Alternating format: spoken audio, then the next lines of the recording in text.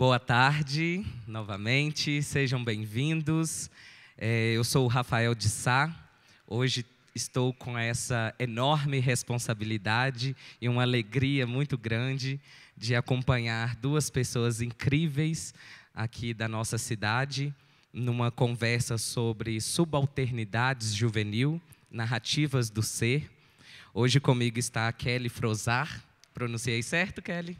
Kelly Frozar e o Eduardo Mendes, e nós vamos discorrer um pouquinho aqui hoje sobre essa temática, e agradeço a presença de cada um de vocês e também de quem vai nos assistir de casa.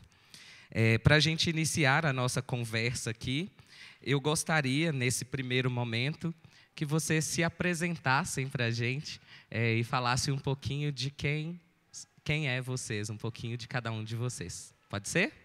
Vamos começar pela Kelly.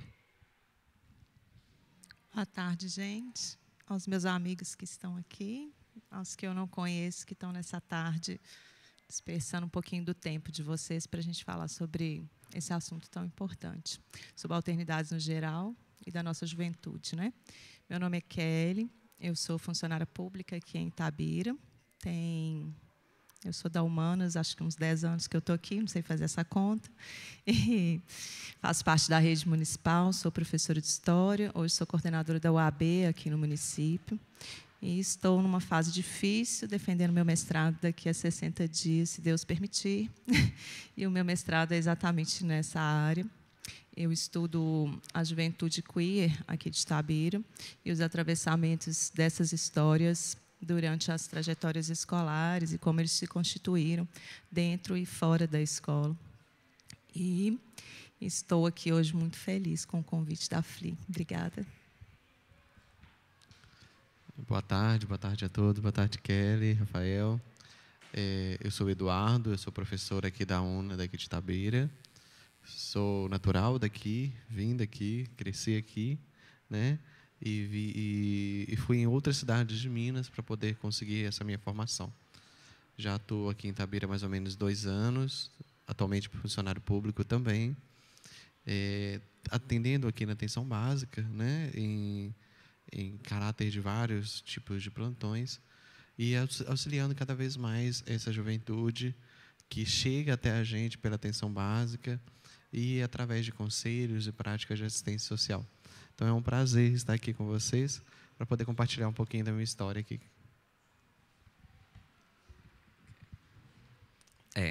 Já deu para ver que o papo vai ser bom, né, gente?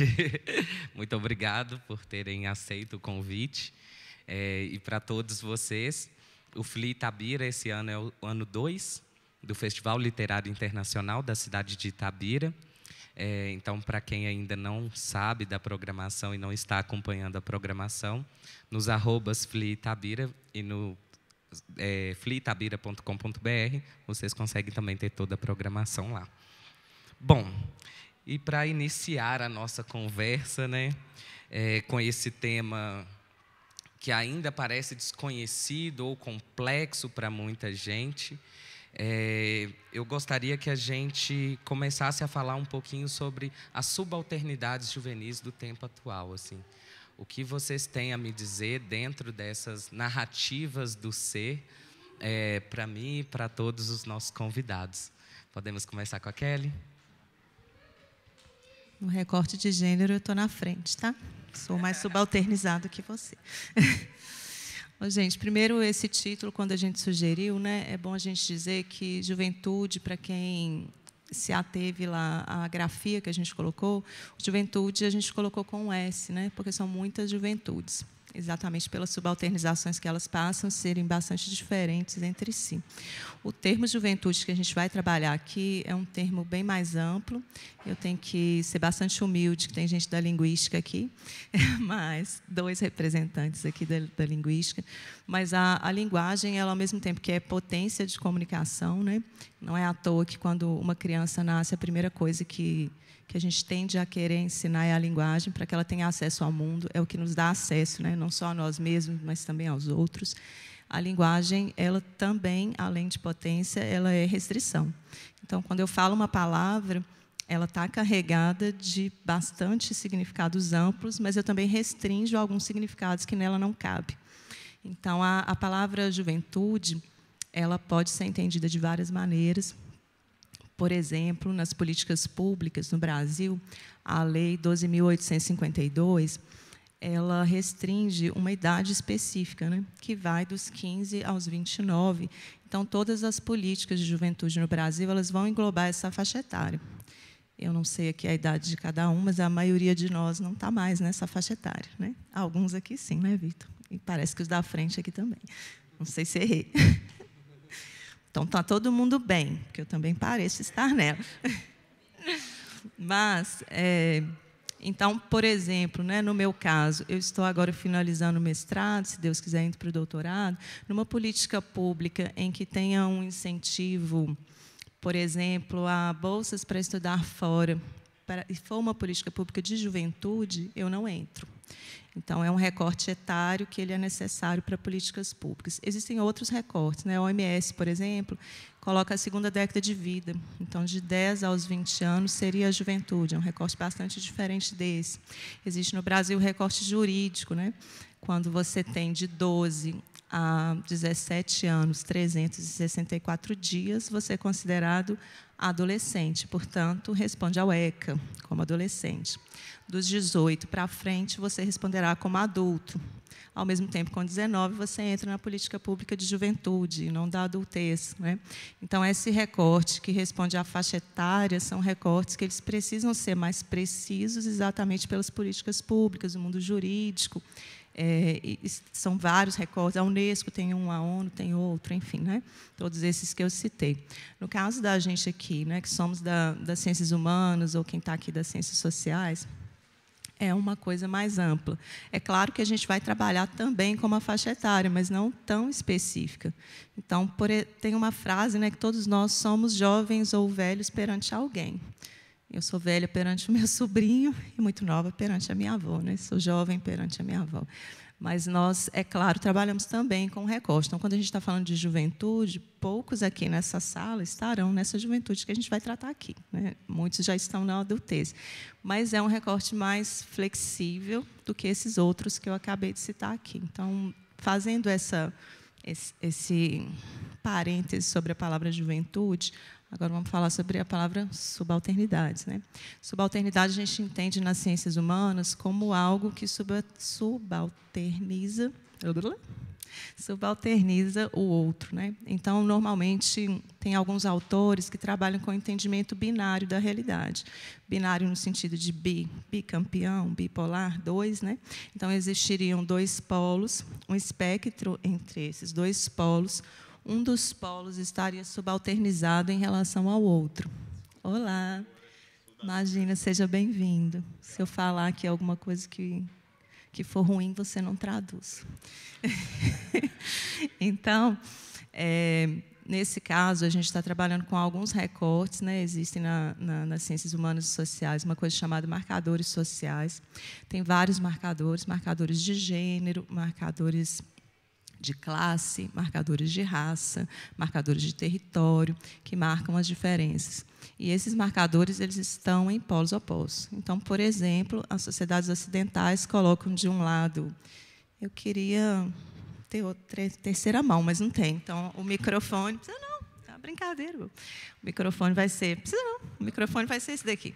Então, um polo está aqui, o outro está aqui, né? O polo feminino é o polo subalternizado. E o polo, claro, hegemônico, né? O polo masculino. Assim como, infelizmente, o polo negro, subalternizado, a branquitude, a hegemonia. O polo das camadas mais privilegiadas economicamente, o polo hegemônico, as classes populares, o polo subalternizado. O polo, vou chamar de heteronormativo, tudo que acredito que todos aqui conheçam, né, esse termo, dentro das normas da heterossexualidade, o polo hegemônico, e tudo que foge, não vou usar aqui nem a sigla LGBT, nem algo mais amplo como queer, que é o que eu trabalho na minha dissertação, mas vou usar tudo que está fora da heteronormatividade, vai estar no polo subalternizado. Então, nós vamos tratar aqui de alguns recortes de gênero, de classe de raça especialmente, essas subalternidades que estão nesse polo, que está subalternizado pelo outro, e é claro que dentro deles existe todo um espectro. Vou usar aqui, por exemplo, o recorte étnico-racial. O negro retinto, ele está muito mais subalternizado do que os mestiços, que chegam até onde se entende como branquitude. E é claro que isso também está no recorte de tempo e de espaço num território. Então, aqui no Brasil, por exemplo, eu posso ser lida nesse polo hegemônico como branca. Já se eu estivesse na Europa, eu estaria num polo subalternizado de latina, né? Então, depende no tempo histórico que a gente estiver e o lugar que a gente ocupa, esses polos eles vão mudar. Mas, como a gente está no Brasil, a gente vai trabalhar com esses que nós conhecemos aqui, essa juventude mais ampla, que ela não está tão demarcada quanto esses outros lugares que eu disse aqui, no jurídico, nas políticas públicas. Então, não temos exatamente uma idade, né, Eduardo? Nós vamos falar aqui que é juventude, mas, é claro, estamos numa faixa etária onde a gente entende que ainda é juventude. Eu, por exemplo, não estou nela, mas...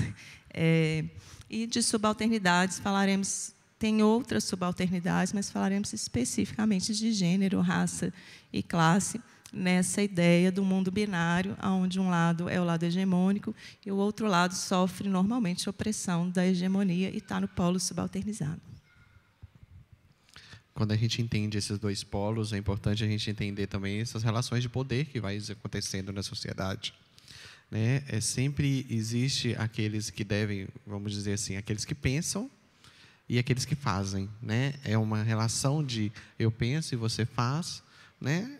Oriundo também de uma década, de uma história de escravidão aqui no Brasil também, e aqui em Itabira também, né? A gente não pode esquecer que Itabira também teve seus escravos, né? Itabira também foi nessa, vamos dizer assim, atingida, não seria essa palavra, mas fomos atingidos por essa história, né? A história de Itabira perpassa essa uma história de escravidão, uma história de uma relação em que um está em cima e o outro está embaixo. E isso vai acontecendo tanto em questão de gênero, de raça, de classe, e que é importante compreendermos essa relação para entendermos também a nossa história, né? Para entendermos também como que se dá essa questão do gênero, da raça e da classe.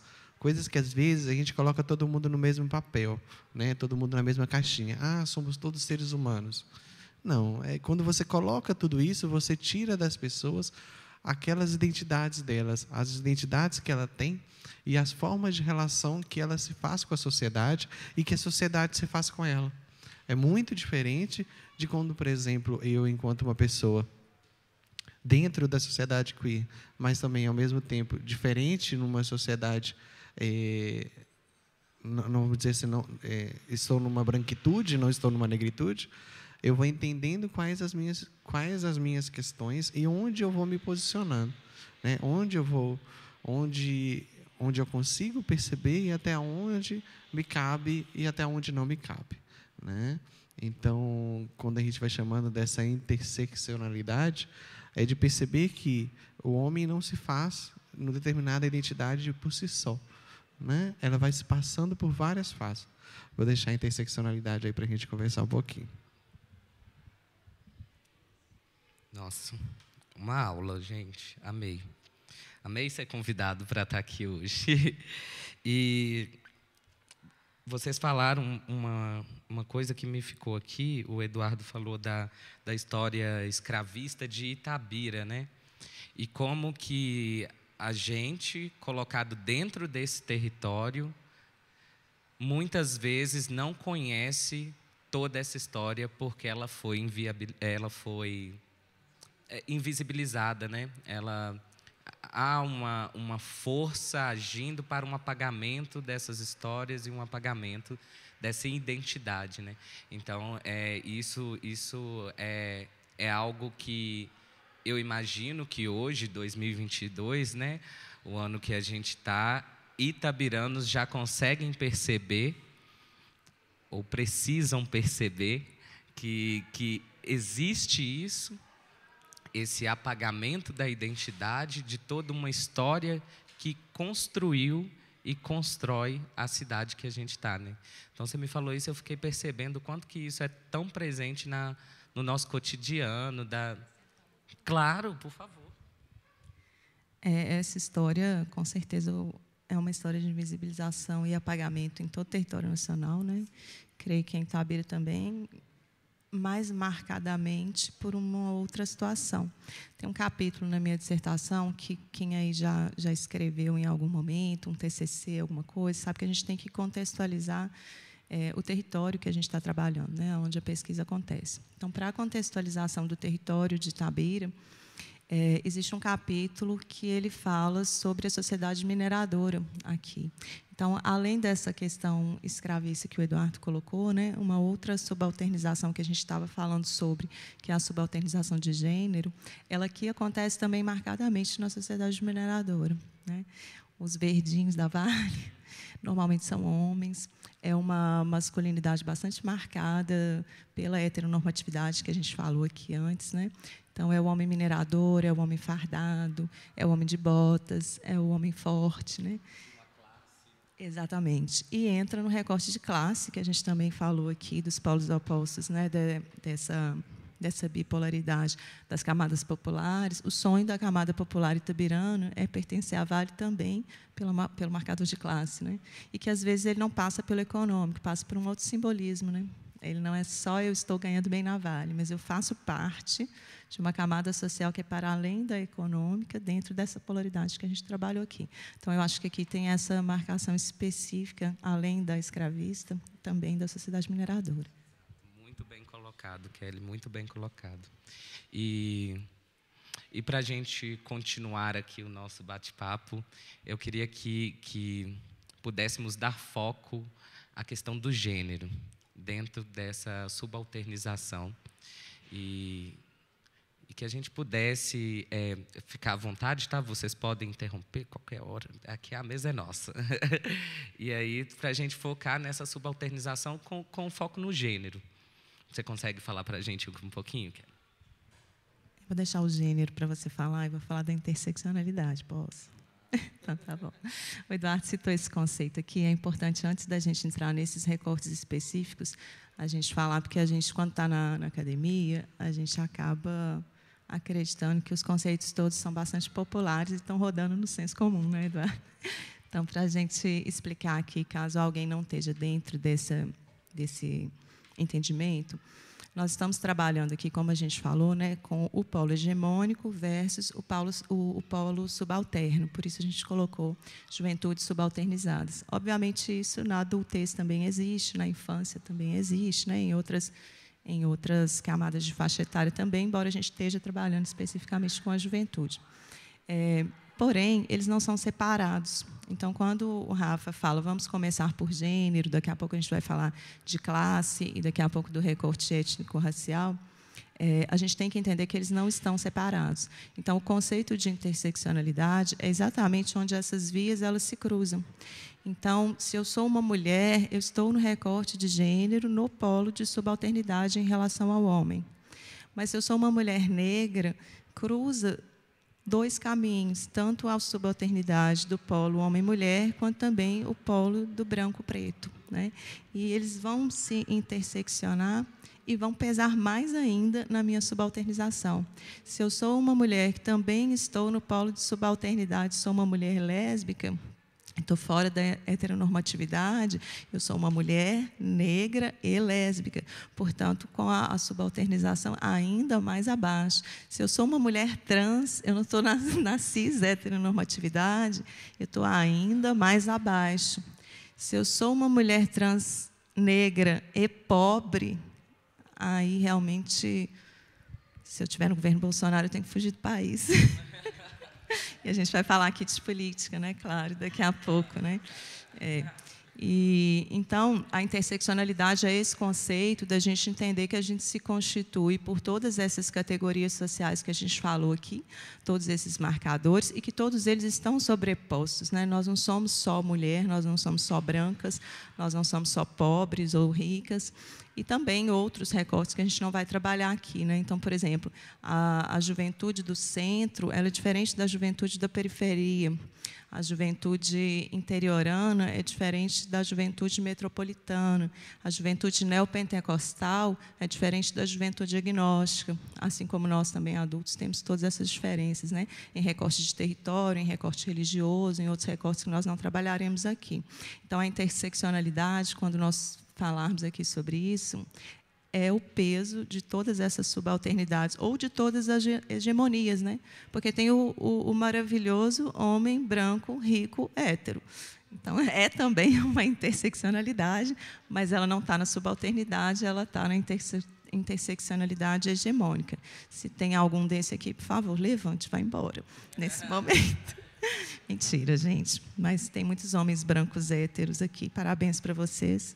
Se vocês estão aqui, é porque nós estamos juntos, né? Na luta e no caminho certo. É uma brincadeira. Vai lá, Eduardo, fala de gênero aí para a gente. Pois é importante a gente entender, né, que a identidade nossa não é construída a partir de somente um ponto. A nossa identidade é construída a partir de diversos pontos. Nosso gênero, nossa raça, nossa classe. Entender a nossa identidade é entender o espaço que a gente vive. Né? Tem alguns alunos meus aqui de psicologia social, então é importante a gente entender o quanto o ser no mundo é esse ser que vai se construindo, e o ser não se constrói fora do mundo, né? Não existe pessoa se construindo fora dele. Então, quando a gente olha para o outro, ou quando eu olho para mim, eu estou olhando a sociedade que eu vivo, a sociedade que eu cresci, a sociedade que eu nasci. Então, perpassa a história de Itabira. Quando eu olho para mim, quando eu me vejo no espelho, eu vejo a história de Itabira. Eu vejo as pessoas de Itabira. Eu vejo as famílias de Itabira. Né? A minha família é bem popular aqui em Itabira, então, quando eu olho, e bem incluída politicamente, vamos dizer assim, quando eu olho para mim e quando eu vejo a história da minha família, eu vejo a história de Itabira. Sabe? De sentar, conversar com meu avô, que ele falava que chamava ele para trabalhar na Vale, e ele, não quero trabalhar na Vale, quero vender meu leite, quero ficar trabalhando para os outros, não quero trabalhar para os outros, não. Então, isso mostra também uma certa visão e um certo de se dispor a determinado ponto. Né? Tem uns que iam para a Vale e outros não. Outros resistiam, não, aquele não é o espaço para mim. E aí começam essas questões também. E quando você olha da questão de gênero, eu venho de uma família, e aí eu vou trazer um pouco dessa história, em que a minha avó era a matriarca. Né? Era a matriarca, era a que todo mundo conhecia. E tal, Dona Dudu, então vamos lá na casa de Dona Dudu.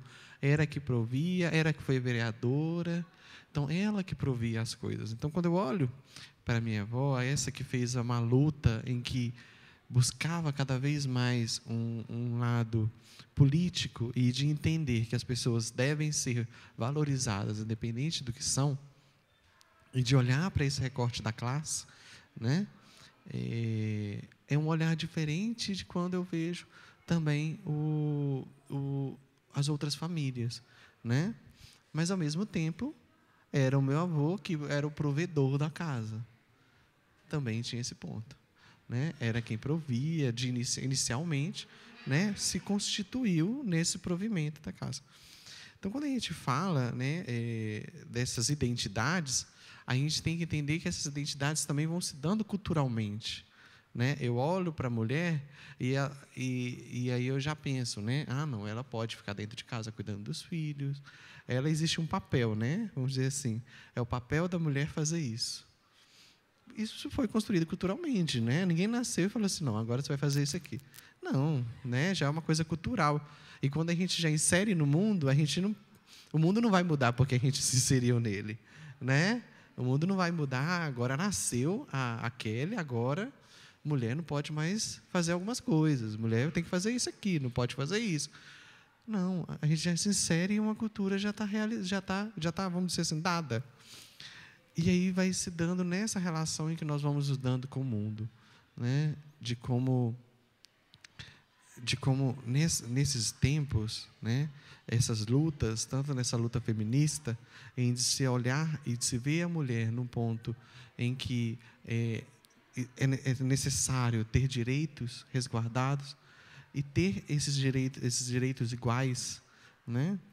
Eu estava lendo um texto antes de vir e falava assim, a igualdade de direitos, né? Na Constituição nos prevê essa igualdade de direitos, mas é uma coisa que não acontece, né? Porque os homens não sofrem tanto quanto as mulheres sofrem.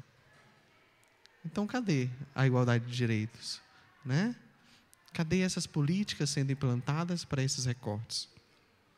Então, quando a gente olha a nossa cultura, que é uma cultura cada vez mais machista e é um machismo estrutural, né? Assim como você olha é um racismo estrutural, né?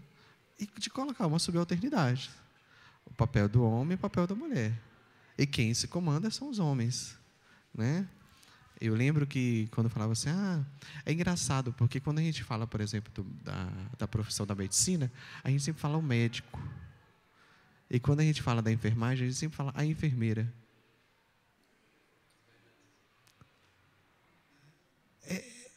Se você parar para pensar, você fala assim, gente, por que eu falo o médico e a enfermeira? Nunca é o enfermeiro e a médica. Eu sempre ficava assim, porque, gente, é muito diferente. Porque a gente já coloca na profissão também uma questão de uma subalternidade de gênero e um recorte sobre isso. Intrusa. De novo, vou pedir desculpa aí para os meus 2 colegas da linguagem, tá? Fala nada, Carlos. Isso que o Eduardo falou me lembrou uma coisa que eu ia começar aqui. E quando eu cumprimentei, eu não fiz, porque era apresentação, né? Eu não cumprimentei a todos, todas e todes. E me lembrou isso, porque hoje a discussão da linguagem, eu sei que na luta real, ela é menos importante.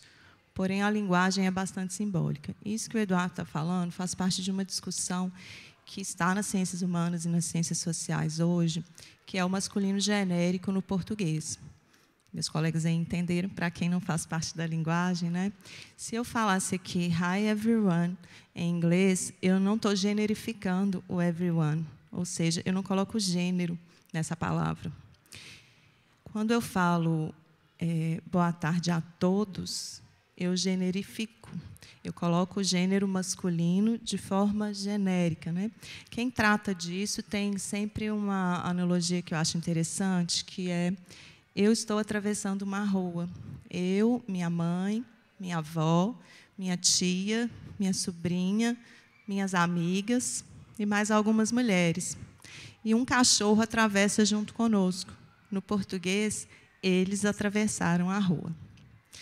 Então, eu sei que é uma coisa pequena e é uma coisa pela qual eu não faço parte da linha que briga por isso, mas entende que é um horizonte que nós precisamos ter em vista, de que a linguagem também precisa de uma modificação. Não sei se para todos, não sei se com arroba, onde isso estaria, né? Mas precisa. Então, quando o Eduardo fala, né, que o masculino genérico do médico, do enfermeiro, o do boa noite a todos, e tudo isso que a nossa linguagem no português e as línguas latinas carregam de forma geral, como eu disse, é uma luta menor, pensando nas subalternidades maiores que nós todos aqui. Nós todos estamos em subalternidade, né? Ainda que você seja um homem branco, se você não é rico, você está na subalternidade de classe, por exemplo, né? Ainda que você seja uma parte hegemônica em alguma caixa da sua vida, em outra você está na subalternidade. Então, é importante pensar que a linguagem, que era isso que eu ia pontuar, né, que o masculino genérico, não sei se uma modificação de linguagem ela acontece dessa forma, e sei aí que os meus colegas de linguística, com certeza, já pensaram nisso, é uma coisa espontânea, né? O vós me ser, ele não se tornou você porque alguém disse que ele ia se tornar. Ele se tornou na própria linguagem. A linguagem é viva, né, e reflete a nossa vivência. Então, eu acredito que essa mudança por exemplo, na minha dissertação, eu trabalho sempre com os professores, as professoras, né? Todos eles, a minha corretora, né, Marina? Se Deus quiser, vai não deixar passar nenhum lá, porque, no caso dos meus estudos, eu tenho que colocar. Mas aqui eu não vou falar sempre o engenheiro e a engenheira, vou todos e todas as vezes, né? Mas eu acredito que a gente precisa ter um horizonte próximo, que com a língua viva, se todos nós estivermos pensando no que a linguagem é simbólica, porque ela não é consciente, né? Quando eu falo boa noite a todos, eu não estou querendo subalternizar as mulheres ou os não binários, mas ela é simbólica da subalternização. Então, eu acho que se a gente tiver isso num horizonte, ainda sabendo que a luta maior é muito mais importante do que a linguagem, todos aqui que estão em alguma subalternidade sabem o que já passaram de opressão, né, por estarem no polo oposto da hegemonia, e sabem que, na realidade, te chamar de todos é o mínimo do mínimo que você sofreu. Porém, ela precisa, sim, estar no horizonte para que, na língua viva, em algum momento, a gente fale de uma outra forma, não sei como. Exatamente. A gente conseguir entender essa relação, tanto de uma língua, não tem como a gente tirar nosso ser da linguagem que a gente vive, né? A gente se faz pela linguagem, o nosso pensamento se faz pela linguagem, nos formamos pela linguagem e nos criamos através dela, né? Se hoje eu digo que eu sou dessa forma, assim, assim, assado, eu consegui essas características a partir da linguagem. A linguagem nomeou isso, né? A língua foi e me disse, olha, isso aqui é uma pele branca, né? Não, aquilo ali não é uma pele branca. Então, dar nome às coisas vem da linguagem. E a minha linguagem vai formando e vai me construindo a minha identidade, né? Eu digo que eu sou aquilo e não sou aquele outro, né? Eu vou colocando uma cisão em algo que eu digo que sou e que não sou. Então, eu vou construindo quem eu sou. Eu sou aquilo que eu também não sou, né? Quando eu sou uma coisa, eu deixo de ser outra, né? E aí eu vou me percebendo nessas subalternidades também. Então, quando eu percebo que eu sou pobre, que a gente está precisando de perceber às vezes que a gente é pobre, né? Eu percebo, olha, eu não sou rico. Eu não consigo me sustentar, eu não sou dono do meio de produção, então eu preciso de alguém para poder estar comprando a minha mão de obra, né? E transformo a minha mão de obra como uma mercadoria. E é isso que a gente vai se transformando, né? Então, quando a gente vai olhando, né, primeira questão de gênero, de percebermos aí de que isso perpassa numa questão histórica, né? Mas também a gente chega agora numa percepção de uma interseccionalidade da raça. É uma coisa, por exemplo, a gente sempre fala que as mulheres começaram a trabalhar no século passado, né? Elas tiveram o direito de trabalhar. Mas a mulher negra não. A mulher negra sempre trabalhou, né? Sempre trabalhou. Então, quando a gente está falando, de qual mulher que a gente fala que está tendo direito de trabalho e tendo direito ao voto? De qual? Né? Então, a gente vai e perpassa aí agora a questão da raça, que vamos percebendo aí de como essas relações vão sendo construídas. E aí eu passo para você um pouquinho. Essa questão da mulher, né? O movimento feminista, ele é bastante recente, se a gente pensar na nossa história, que também é bastante recente frente à história universal, né? 2000 anos não é nada, mas é bastante recente, né? Ele começa no início do século XX, e isso que o Eduardo falou é importante, porque o movimento feminista, a chamada primeira onda do feminismo, ela vem exatamente com a mulher branca, porque a mulher negra está trabalhando nesse momento. Ela não tem tempo de estar em movimentos sociais, ela não tem tempo de ser ativista, ela não tem tempo de mais nada a não ser buscar a sua sobrevivência, né? Lembrando que no Brasil, 1888 é a chamada abolição, mas obviamente a escravidão ela vai continuar durante muito tempo, né? Então, nesse primeiro momento, é um movimento ainda branco, de classe média, porque também na interseccionalidade, ainda que branca, a mulher pobre também está pensando só na sobrevivência. Então, a mulher de classe média ela vai reivindicar primeiro o direito ao voto e o direito ao trabalho. São exatamente as pautas da primeira onda do movimento feminista, né? E depois, a partir da década de 60, 70, começa a segunda onda do feminismo. Para quem aí não conhece os movimentos, nós estamos na terceira onda agora, da qual fazemos parte aqui, acredito que todas nós, né? direta ou indiretamente, ainda que algumas não são militantes, a sua vida, né, se pauta provavelmente nessa terceira onda. E a segunda onda vai ser isso, a entrada das mulheres negras no movimento feminista e que começam a perceber essa diferença do primeiro movimento. Espera aí, mas trabalho, mas eu já trabalho, a minha avó já trabalhava, a minha bisavó já trabalhava, que direito é esse, né, que está sendo reivindicado? A pauta do aborto, por exemplo, as mulheres negras falam que elas já abortavam há séculos, porque eram basicamente estupradas pelos senhores, e muitas usavam o aborto como um movimento de resistência. Eu não vou ter esse filho mestiço de um homem que me estuprou na madrugada, né? A ideia da mestiçagem é bastante romantizada no Brasil, já que a gente está na pauta racial também, né?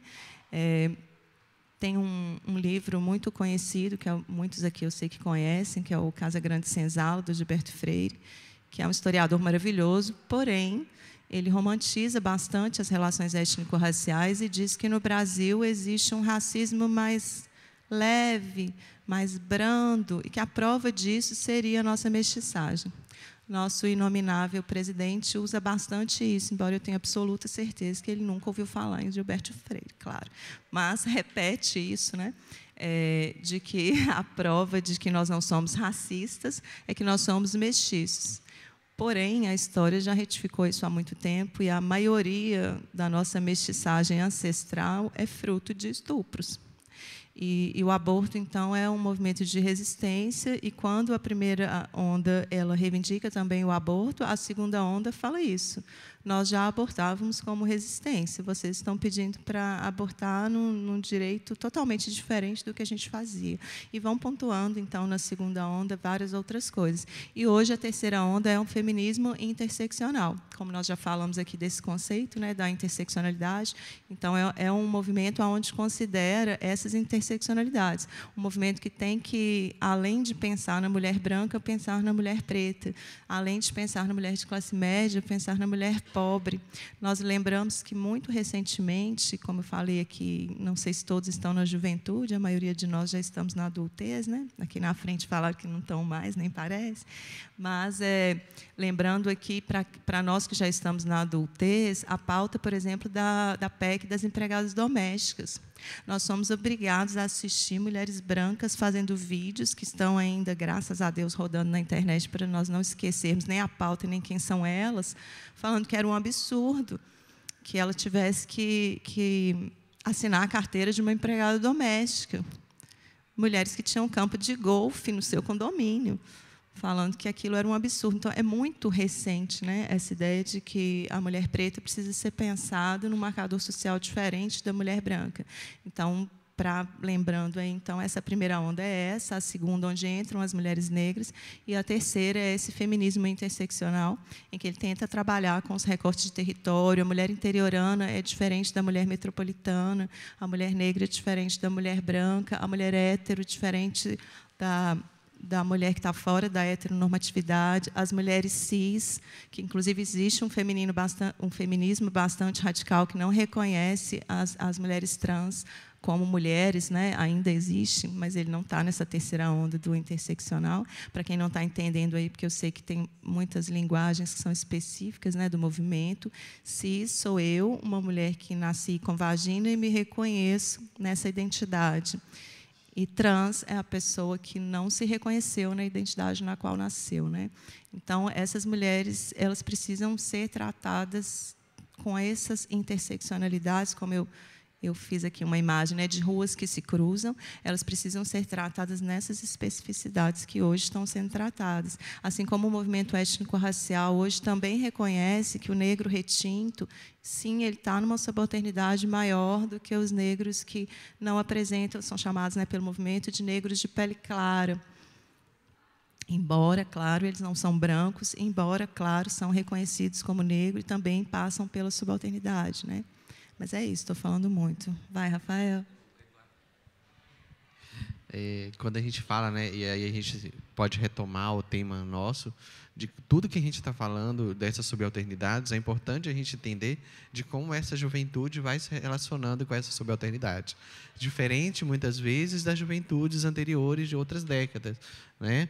Eu falo que o marco muito importante da juventude de hoje é principalmente a internet, onde as coisas são vistas e expostas a todo momento, onde a gente começa a ver uma coisa que aconteceu lá no Rio Grande do Sul e chega até nós hoje em forma, né, dessas virulências, de tudo, né, fica tudo, viraliza muito rápido, né, as coisas. Então, a juventude ela vai se relacionando de uma determinada forma em que ela encontra no celular também um poder de poder tanto reproduzir essa subalternidade, tanto resistir a ela, né? Eu vim com essa camisa justamente nesse ponto, porque não conseguiu, né? Pois é, enfim. Depois eu te dou o site, tá? Num ponto em que a juventude vai se relacionando de uma forma que é possível resistir, e a internet se torna uma ferramenta de resistência, né? Então, tá, eu preciso de trabalhar, né? Eu trabalho, eu tenho uma vida, ao mesmo tempo eu tenho um celular no bolso em que pode me assegurar de algumas formas, mas ao mesmo tempo eu preciso de me reconhecer que, por mais que o meu trabalho seja um trabalho homofóbico, um trabalho racista, várias reproduções assim dessa subalternidade, eu também me reconheço no medo. Eu vou me reconhecendo no medo que eu estou numa empresa que é homofóbica, como eu vou me relacionar nessa empresa? Porque eu preciso desse emprego. Eu sou pobre. Seria diferente de um rico se relacionando com essa mesma empresa, né? Não, eu preciso dessa empresa, eu trabalho, vou me relacionar de determinada forma. Então, a juventude ela vai se relacionando de formas muito diferentes nessas subalternidades. Vai se relacionando com várias formas de formas diferentes, com várias coisas de forma diferente, né? Então, uma mulher negra se relaciona de uma forma diferente quando você vê um homem branco em determinado lugar, né? Em um supermercado, em um restaurante chique, né? Então, você vai se percebendo em que todas essas camadas e todas essas formas identitárias vai transformando a juventude numa forma diferente da juventude anterior. Mas onde eu quero chegar? A juventude, eu ainda me enquadro dentro dela, graças a Deus, ainda estou nessa fase, mas estou no final dela. Deus me ajude, né? Então, de se ver uma juventude também, eu vejo essa juventude num espaço de ação, sabe? Enquanto eu sou capaz de agir, enquanto eu sou capaz de resistir, eu vejo muitas pessoas que foram às ruas, que lutaram, que estão ali, e vejo nela aquela juventude. Por mais que tenham 33, 34, quase 40 anos, né? Mas permanece jovem no sentido de resistir. E aí eu vou vendo várias, sabe? E aí eu vou vendo essa juventude que vai ganhando voz, sabe? Vai ganhando voz. E por mais que várias formas, né? Existem várias maneiras, e aí, por exemplo, o combate à homofobia, ao racismo, às vezes se torna uma ferramenta comercial. Uma ferramenta comercial se torna, né? Às vezes, é bonitinho, a empresa é contra a homofobia, mas a gente sabe o que acontece lá dentro, né? Ainda é possível, numa sociedade dessa do capital, conseguir novas formas de resistir e ir à luta nessas subalternidades.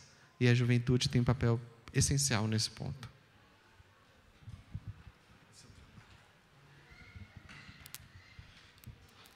Uma aula, gente. Uma aula. Estou apaixonado com os dois convidados. Vocês são demais. E como ficou claro que esses assuntos, né, esses temas que a gente trouxe, eles se cruzam em muitos momentos. Me fez lembrar, aqui no FLI Itabira, a gente teve uma mesa aqui sobre literatura, arte e gênero, com a primeira professora trans de Itabira. Então, eu já fiquei assim, muito impactado com isso, e ela veio falar do quanto ela se surpreendeu ao chegar na escola, e a juventude da escola entender isso com uma leveza, uma maturidade muito maior do que ela imaginava. Estava ela e um outro professor, e o professor também relatou que ele percebe que a juventude de hoje ela está se posicionando mais cedo, sabe? A gente consegue determinar e se posicionar mais cedo. E ele fala que na sala de aula, ele falou um acontecimento assim, deu um exemplo, que na sala de aula ele foi pela lista de chamada, super normal para um professor fazer a chamada, e ao chamar um aluno, o aluno falou: não, professor, eu prefiro que me chame por esse nome. Então, na hora, ele foi lá e corrigiu, porque era a preferência do aluno, né? E o quanto que isso ainda... E a juventude é quem está aí levando esse assunto para frente, né, gente? Eu acho que a gente está chegando no nosso final, já? Tá? Então, para as nossas considerações finais... Muito rápido, né? Achei muito rápido também. Mas para a gente... nas nossas considerações finais aqui dos nossos convidados, eu gostaria que vocês se atentassem aí ao nosso tema e nos trouxessem a situação atual do nosso país. Tem solução, gente? Como que é? Difícil, hein, Rafael? Primeiramente, fora o Bolsonaro. Bom, gente, eu acredito que todo mundo que está aqui compactua com o que eu falei, né? Nós sabemos que dia 1º de janeiro o mundo não vai mudar, nós somos as mesmas pessoas, nós temos o mesmo mundo político, mas nós temos um horizonte muito mais favorável, né? Então, se vai mudar rapidamente, não sabemos, mas muito mais favorável. Todas essas subalternidades que nós falamos aqui, pensando no mundo político, elas foram reforçadas nos últimos 4 anos. Numa tentativa de apagamento das diferenças, né? Porque quando a gente fala em subalternidade, a gente está falando dessa bipolaridade que a gente tratou aqui, que existem, sim, 2 polos, existe uma branquitude, uma negritude, existe um mundo masculino hegemônico e um mundo feminino, existem pessoas que moram no interior, numa zona rural, onde elas não têm acesso a certas coisas, e pessoas metropolitanas tão pobres quanto, mas que têm outros acessos. Existem outros polos, muitos que eu poderia falar aqui, né? Mas a gente escutou que branco é igual preto, que mulher e homem é a mesma coisa, uma tentativa de apagamento dessas diferenças, que racismo não existe, que homofobia não existe, né? Tudo isso durante os últimos anos. Então, eu espero políticas públicas que reconheçam as diferenças, que nós somos diferentes, não essa tentativa de apagar a diferença. A gente quer um mundo igual, mas a gente sabe que isso jamais será possível, né? Quem aí trabalha com a filosofia sabe disso, né? A diferença faz parte da humanidade. O que nós queremos é equidade e não igualdade, né? As mesmas oportunidades, nós não queremos ser subalternizados, mas as diferenças existem. Eu, por exemplo, infelizmente sou hétero, infelizmente gosto de homem. Então, eu não quero a igualdade, eu não quero que vocês virem mulher, não é verdade? Aqui na brincadeira, mas essas diferenças elas vão existir. O que a gente quer é equidade. Eu acredito que as políticas públicas melhorem, senão vão solucionar. E como a gente tem só 5 minutos, e o Eduardo vai falar, eu já vou me despedir, correto? Para respeitar o tempo. Eu queria agradecer aqui primeiro os meus amigos que vieram me prestigiar. Muito obrigada. Alguns eu sei com um limite de tempo muito difícil. Aos que não são, os meus conhecidos, que tem gente aqui que não é amiga, mas que eu conheço, de outros carnavais aqui em Itabira, obrigada. Ainda que não vieram por mim, vieram pelo tema. Aos desconhecidos que eu conheci agora, né?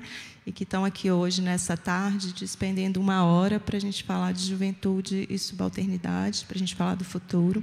E de tudo que a gente falou aqui, eu acho que a gente saia nessa tarde, para quem ainda não tinha a oportunidade de ter refletido, né, sobre o que nós falamos aqui, do mundo binário, desses 2 polos que existem nas diferenças em vários recortes, étnico, racial, gênero e classe, foi o que nós privilegiamos aqui, mas que a gente sempre reconheça em que lado nós estamos.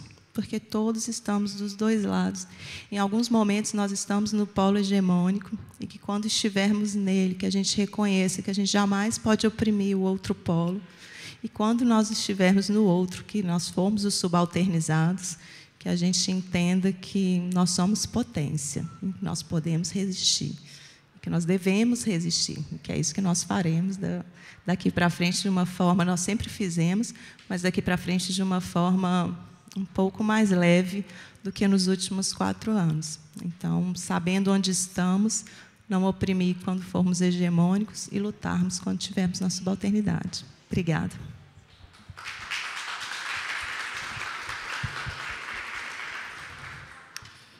Eu não sei nem o que falar, eu estou assim, tá bom. Mas é um grande prazer poder estar aqui nessa mesa junto, contribuindo com esse tema. Muito obrigado, Kelly, pelo convite também. E de perceber, gente, que Itabira também é feita de vários grupos. Não adianta também colocar Itabirano toda na mesma caixinha. Itabirano foi feita, coração de aço, né? Mas existe muito coração de terra. Existe muito coração da lavoura. Existem muitas mãos sujas de terra, e mãos sujas de minério, e mãos sujas de sangue. Existem várias mãos aqui em Itabira, que a gente não pode desconsiderar e falar que são as mesmas mãos. Eu, na minha atenção, no meu processo de trabalho na atenção básica, eu vejo várias mãos. Mãos de sangue, mãos de terra, mãos de cultura, mãos de vida, várias mãos. E nessas mãos nós nos reconhecemos, e nessas mãos perpassa um pouco a nossa vida. E é preciso reconhecer e estar diante de um momento desse, em que a gente traz toda essa cultura de Itabira, todas essas mãos, que por mais que poucas pessoas vejam, são mãos que fazem essa cidade. Então, nós estamos diante de várias juventudes, estamos diante de várias subalternidades, mas estamos diante de vários poderes. E nós somos seres políticos, né? Então, que eu acho que, assim como Lula, todo mundo possa ser livre. E é isso. Obrigado.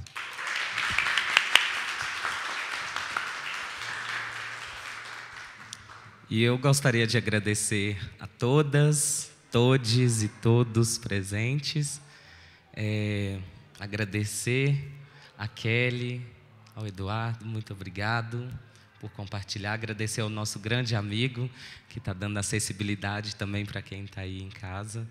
E convidar vocês para uma próxima mesa que vai ter aqui também, curtir o nosso festival FLI Itabira. E é isso, gente. Uma ótima noite para todos. Muito obrigado.